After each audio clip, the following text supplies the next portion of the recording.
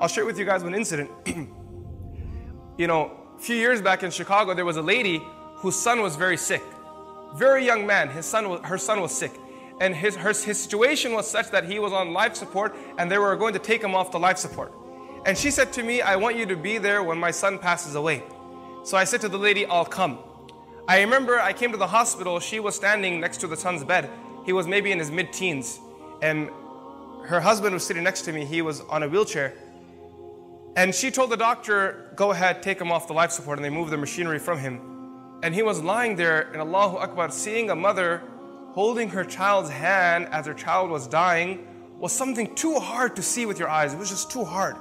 But I was sitting there watching because she asked me for support. But it was so difficult for me to sit there that I started looking down and tears started flowing from my eyes. And this lady was holding her son's hand and just biting her lip and just saying to her son, she kept saying in a soft tone, everything will be okay, everything will be okay. And she knows that his pulse is cutting down. She can feel it. She's holding his hand. And then she says to the doctor, when the final moments come, let me know. The doctor said to her, these are the final moments now. So Allahu Akbar, this lady, she leaned forward and she kissed her child and she stopped right there. And she just stayed in that moment, that position there. She was just kissing her child until the child passed away. After the child passed away, I stood up to greet her. I said, Auntie, I apologize for not being able to give you the support at this tough moment because I was breaking down in tears myself. She said to me, son, I didn't invite you to give me support. For that I have Allah. I've learned that through the years. The only one you can rely on is Allah. However, the reason why I called you here is because I wanted you to be witness that I loved my son. See, a few weeks ago, my son and I had an argument. And he fell ill while we were in the state of that argument. I didn't get a chance to tell him how much I loved him. And then she said to me, Wallahi al-Azim, I swear by Allah, the day he was born, it was these hands that first brought him into the world. And I was the first one to hold him and I was the first one to kiss him. And today when he left the world, I wanted you to be witness that I was the last one to hold him and I was also the last one to kiss him. See, sometimes you forget about your connection, the heat of the moment, you get distracted. But can you ever break the relationship of a mother and a child? I mean, this mother is kissing her child after the child is dead. He's gone. He's left the dunya.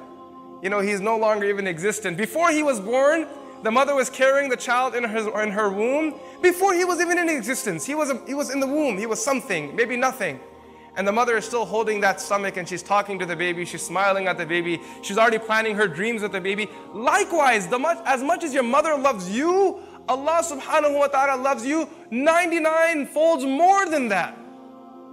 No matter how much your mother loves you, and there are mothers sitting here and they can't even express their love for their kids. They can't put it in words. It's impossible. It's one of those relationships, it's a feeling. It's, the Layla and Majnun couldn't express their love for each other. Romeo and Juliet couldn't express their love for each other. Ask any mother, can the love of Romeo and Juliet ever match your love for your child? And the mother will say, Romeo and Juliet are amateurs. We're the pros. And if you think you're the pros, Allah subhanahu wa ta'ala is beyond you. 99 folds more than that. إلهي